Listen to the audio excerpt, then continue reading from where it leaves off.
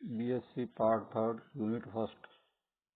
Hard and Soft Acids and Bases कठोर अम्ल, मृदु अम्ल, क्षार सिद्धांत। पियर्सन-पॉलिंग पैराडॉक्स के बारे में आज हम जानकारी प्राप्त करेंगे। पियर्सन-पॉलिंग विरोधाभास जो है वह एक प्रकार का एक दूसरे के मत के विपरीत यहाँ पर यह कार्य करता है। पॉलिंग के अनुसार, तो पॉलिंग ने जो सिद्धांत दिया था उसके अनुसार कोई भी रासायनिक अभिक्रिया में जो आयनिक अनुनाद ऊर्जा है वह किसी भी यौगिक में जो उसके घटक परमाणु हैं उन घटक परमाणुओं के विद्युत ऋणताओं के अंतर के वर्ग के समानुपाती होती है। अतः जिन घटक परमाणुओं में आपस में विद्युत ऋणताओं में काफी अधिक अंतर होगा वह उतना ही अधिक स्थायी बंधन का निर्माण करेंगे और वह एक प्रकार का आयनिक बंधन का निर्माण करेंगे और वह स्थायी बंधन होगा और उनकी आयनिक अनुनाद ऊर्जा जो है वह काफी अधिक होगी। उदाहरण के लिए सीजियम फ्लोराइड। सीजियम फ्लोराइड में सीजियम जो है विद्युत धनी है और फ्लोराइड जो है वह विद्युत ऋणी है, जो कि अधिकतम विद्युत ऋण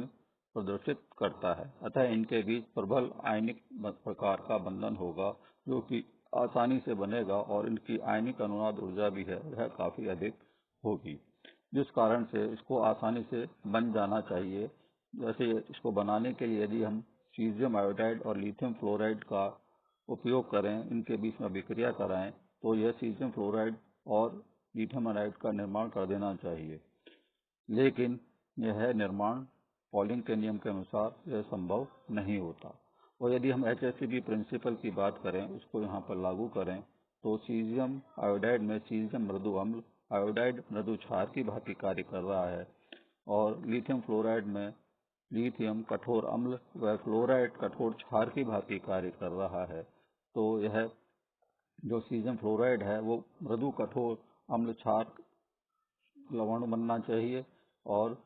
बंधन बनना चाहिए और लिथियम आयोडाइड में लिथियम कठोर अम्ल व मृदु क्षार आयोडाइड जो है वह उनके बीच बंधन बनता है, जो कि HACCP प्रिंसिपल के अनुसार संभव नहीं है, क्योंकि जो रिएजेंट हैं उनमें कठोर और मृदु अम्ल क्षार उपस्थित हैं, जो कि HACCP प्रिंसिपल के अनुसार अधिक मजबूत बंधन, स्थायी बंधन बनाते हैं। इसलिए ये दोनों मत एक दूसरे के विपरीत जाते हैं, इसलिए इनको एक दूसरे का विरोधाभासी कहा गया। यह अभिक्रिया जो है यदि सीजियम फ्लोराइड और लिथियम आयोडाइड के बीच कराया जाए तो सीजियम आयोडाइड आसानी से बन जाता है और लिथियम फ्लोराइड बनता है और यहाँ जो इसकी ऊर्जा मुक्त होती है वो -63 किलो जूल प्रति मोल मुक्त होती है। यहाँ पर सीजियम फ्लोराइड में सीजियम मृदु अम्ल, फ्लोराइड कठोर क्षार, लिथियम आयोडाइड में लिथियम कठोर अम्ल, आयोडाइड मृदु क्षार। सीजियम आयोडाइड में जो निर्माण हो रहा है वह मृदु अम्ल सीजियम आयन है और मृदु क्षार आयोडाइड आयन है। लिथियम फ्लोराइड में लिथियम कठोर अम्ल और फ्लोराइड कठोर क्षार बंधन है। तो यहाँ ये अभिक्रिया आसानी से संपन्न हो जाती है, जिसको कि HACCP प्रिंसिपल के आधार पर समझा जा सकता है। यहाँ पर सीजियम आयोडाइड जो है वह मृदु प्रकार का बंधन है और लिथियम फ्लोराइड जो है वो कठोर अम्ल क्षार प्रकार का बंधन है। तो यहाँ पर एक प्रकार का स्थायी बंधन होगा जो कि पॉलिंग के नियम के विपरीत है और पॉलिंग के नियम के अनुसार यह अभिक्रिया संपन्न होना संभव नहीं है। तो हम इसको समझने के लिए इन दोनों सिद्धांत को आधार के बजाय हम दूसरा एक तरीका, आसान तरीका अपनाते हैं, जिसमें लिथियम फ्लोराइड जो है वह और सीजियम फ्लोराइड, लिथियम आयोडाइड और सीजियम आयोडाइड इनकी परमाणु कण ऊर्जा के बारे में यदि हम जानकारी प्राप्त करें तो लिथियम फ्लोराइड में 575 किलो जूल पर मोल, सीजियम फ्लोराइड में 502 किलो जूल प्रति मोल, लिथियम आयोडाइड में 347 किलो जूल प्रति मोल और सीजियम आयोडाइड में 335 किलो जूल प्रति मोल ऊर्जा जो है परमाणु कण ऊर्जा होती है, जिसे एटोमाइजेशन एनर्जी टर्म दिया गया। तो यह एटोमाइजेशन एनर्जी जो है परमाणु कण ऊर्जा जो है जिसकी जितनी अधिक होगी वह उतना आसानी से उसका निर्माण कर लेगा। तो यहाँ पर लिथियम फ्लोराइड में परमाणु कण ऊर्जा जो है वह 575 किलो जूल प्रति मोल, जो कि इन चारों में सबसे अधिक है, वो है एक प्रकार का कारक है जिसके कारण यह अभिक्रिया अग्र दिशा में आसानी से संपन्न होती है। तो लिथियम फ्लोराइड जो है प्रबल कारक है, जो कि एक प्रकार का कठोर अम्ल और कठोर क्षार प्रकार का बंधन है इसमें। इस कारण से यहाँ पर यह HSAB प्रिंसिपल के अनुसार और परमाणुकरण ऊर्जा के नियम के अनुसार यह अति महत्वपूर्ण कारण बन जाता है इस अभिक्रिया को संपन्न कराने के लिए। और यहाँ पर कठोर प्रकार में आयनिक प्रकार का बंधन होगा, जबकि सीजियम आयोडाइड में मृदु प्रकार का अम्ल क्षार बंधन होगा। यह भी एक तरीके से सहसंयोजक प्रकार का बंधन भी, जो सीजियम आयोडाइड के बीच मृदु प्रकार का अम्ल क्षार बंधन हो रहा है, वह भी एक महत्वपूर्ण सहयोगी कारक बन जाता है। तो प्रबलतम कारक तो यहाँ पर लिथियम फ्लोराइड का बनना है और उसकी कठोर अम्ल क्षार बंधन है, और दूसरा इसकी परमाणुकरण ऊर्जा, अधिकतम परमाणुकरण ऊर्जा के आधार पर यह अभिक्रिया संपन्न होती है। तो जो अभिक्रिया होगी वह आयनिक प्रकार के कारण होने के कारण अधिक आसानी से संपन्न होती है, बजाय सहसंयोजक बंधन के प्रभावी होने के कारण। तो यहाँ पर यदि हम दूसरी अभिक्रिया को देखें, जिसमें कि मरकरी फ्लोराइड जो है वह बेरिलियम आयोडाइड से अभिक्रिया करता है, तो वह बेरिलियम फ्लोराइड और मरकरी आयोडाइड बनाता है। यहाँ पर इस अभिक्रिया को समझें तो मरकरी फ्लोराइड में मरकरी मृदु अम्ल, फ्लोराइड कठोर क्षार की भांति कार्य कर रहा है, और बेरिलियम आयोडाइड में कठोर अम्ल बेरिलियम है और आयोडाइड जो है आकार बड़ा होने के कारण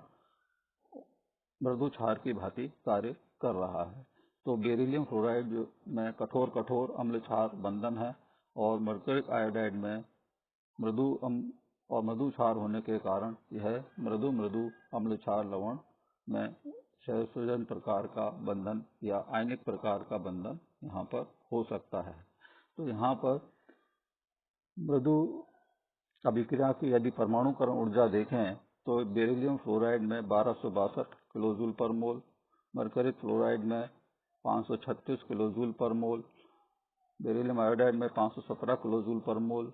मरकरी आयोडाइड में 293 किलो जूल पर मोल ऊर्जा मुक्त होती है। तो यहाँ पर हम देखते हैं कि बेरिलियम फ्लोराइड में 1262 किलो जूल पर मोल ऊर्जा जो मुक्त हुई है, वह इन चारों में सबसे अधिक परमाणुकरण ऊर्जा है, जो कि इस अभिक्रिया को अग्र दिशा में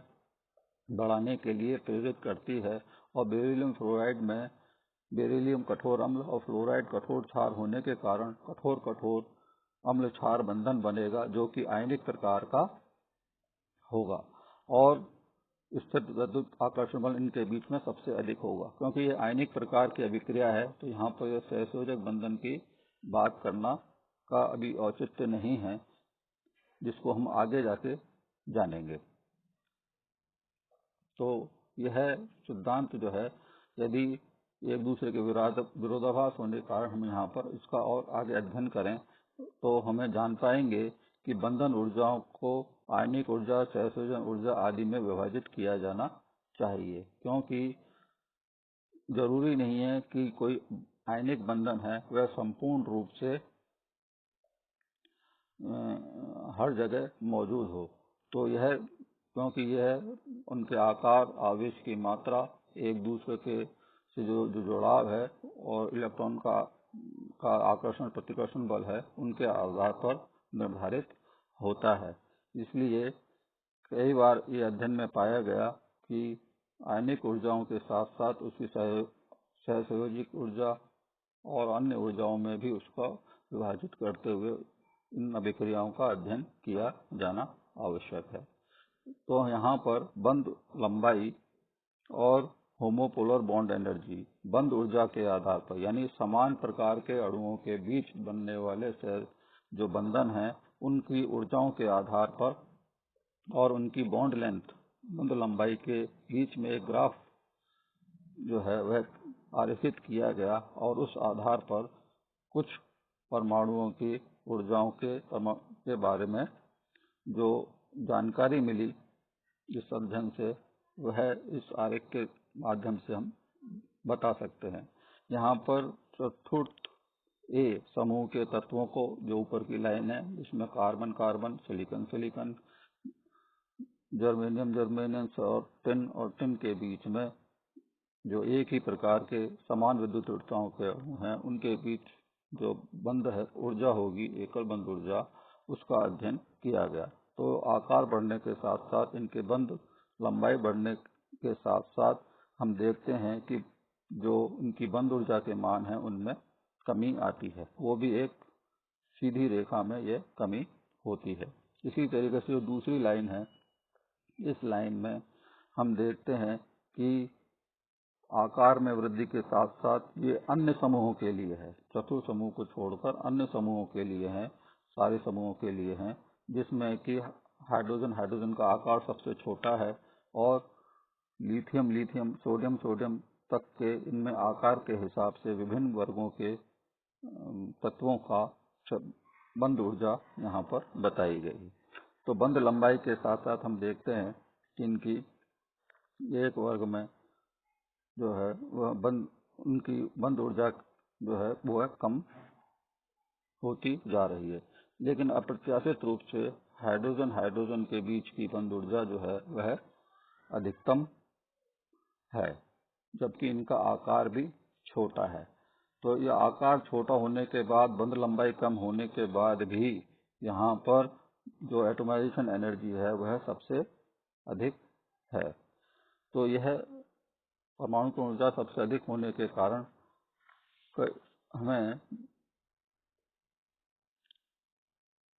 यह अध्ययन किया जाना आवश्यक हो गया कि ऐसा क्यों है। तो यहाँ पर